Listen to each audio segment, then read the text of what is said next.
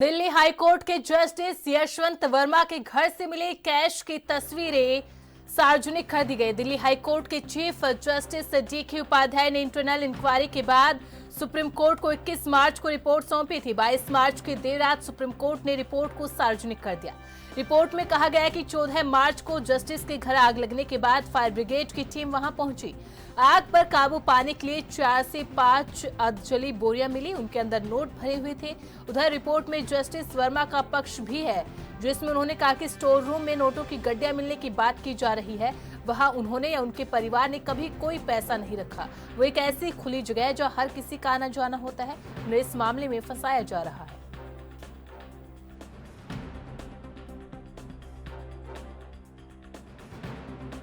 What one has gathered from the media and also what has come out and transpired through the decisions of the Honorable Supreme Court and the report of the Honorable Chief Justice of Delhi High Court is very, very disturbing.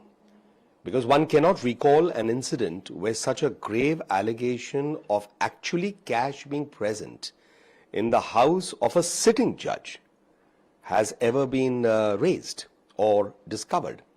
In this particular case, what has emanated or is known from the media is that there was an incident of fire. It seems that the fire brigade went there to the judge's house, and in that process, the videos show burnt cash. चलिए जांच हो जाने दीजिए, जांच के बाद सारी जानकारी आ जाएगी। मुझे लगता है कि थोड़ा मीडिया और कुछ लोग थोड़ा जल्दी कर रहे हैं। पूरी जांच होने के बाद ही इस पर टिप्पणी करनी चाहिए।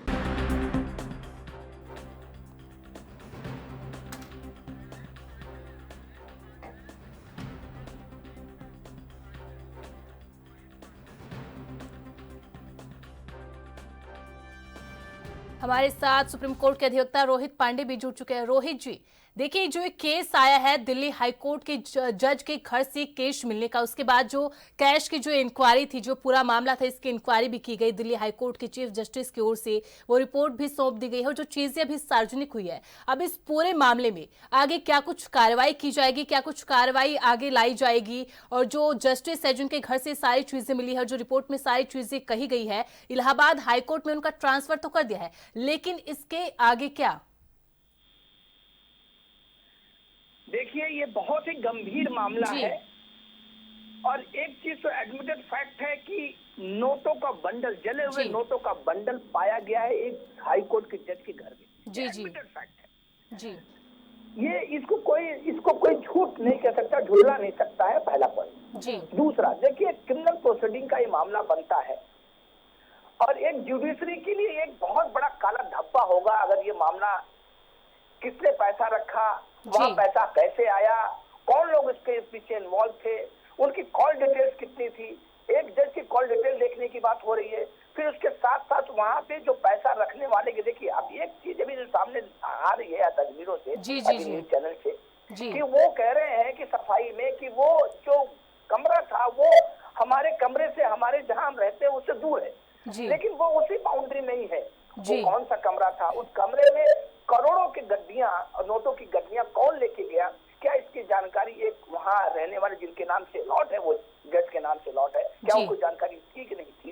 ये तमाम मामले हैं। देखिए, वहां पे स्टाफ काम करने वाला है, वहाँ सिक्योरिटी काम करने वाले लोग हैं, वहाँ कौन पैसा लेकर के जाता है, वहाँ पूरे प्रॉपर तरीके से कैमरा है, वहाँ आप अपॉइंटमेंट लेके कोई भी वहाँ पे किसी की जज के घर में कोई ऐसे नहीं जा सकता है, बिना अपॉइंटमेंट के नहीं जा सकता है। अगर आपको हमको जाना होगा तो अपॉइंटमेंट लेके जाना होगा, आपको पर्पस बताना होगा कि आप किस पर्पस से वहां जा रहे हैं।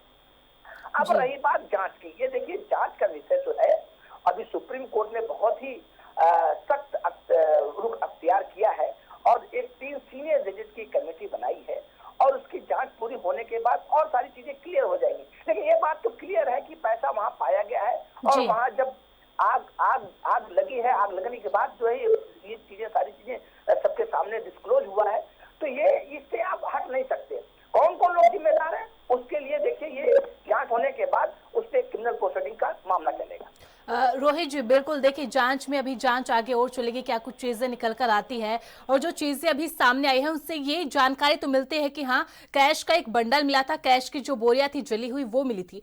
लेकिन रोहित जी, यहाँ पर महाभियोग की बात भी लगातार कही जा रही है, क्योंकि इससे पहले एक एग्जाम्पल अगर मैं लेना चाहूं तो कुछ दिनों पहले एक अधिवक्ता, एक जो जस्टिस थे हाई कोर्ट के, वो किसी सार्वजनिक मंच पर गए थे। वहां पर उन्होंने कुछ ऐसा बयान दिया था जिसके वजह से लगातार चर्चाएं चलाई जा रही थी कि क्या उस जस्टिस के खिलाफ महाभियोग चलाया जा सकता है। अगर इस मामले की बात की जाए तो इस मामले में भी लगातार ये चीजें कही जा रही है कि सरकार की ओर से जस्टिस के खिलाफ महाभियोग लाया जा सकता है।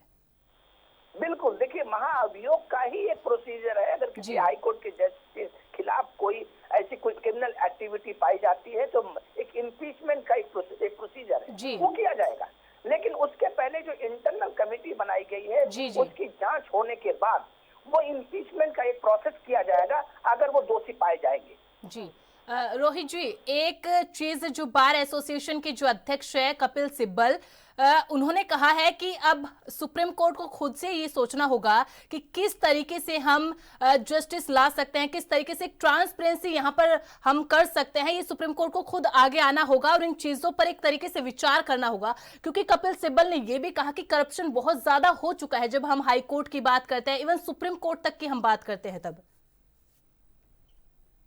देखिए, उन्होंने जो कहा, बिल्कुल, देखिए, ट्रांसपेरेंसी होने की बहुत जरूरत है। जो अपॉइंटमेंट ऑफ जजेस के लिए अगर आप बात करें तो उसमें भी एक ट्रांसपेरेंसी होनी चाहिए, उसकी अकाउंटेबिलिटी होनी चाहिए कि कौन से लोग हैं। और अगर कोई मामला ऐसा उजागर होता है, वो चाहे वो निचली अदालत से लेकर के सुप्रीम कोर्ट तक, तो उन पे उसी तरीके से बर्ताव किया जाना चाहिए जैसे और क्रिमिनल के लोगों से, क्राइम करने वाले लोगों के साथ किया जाता है। तो उनको छोड़ नहीं जाना चाहिए। किस लिए नहीं छोड़े जाना चाहिए?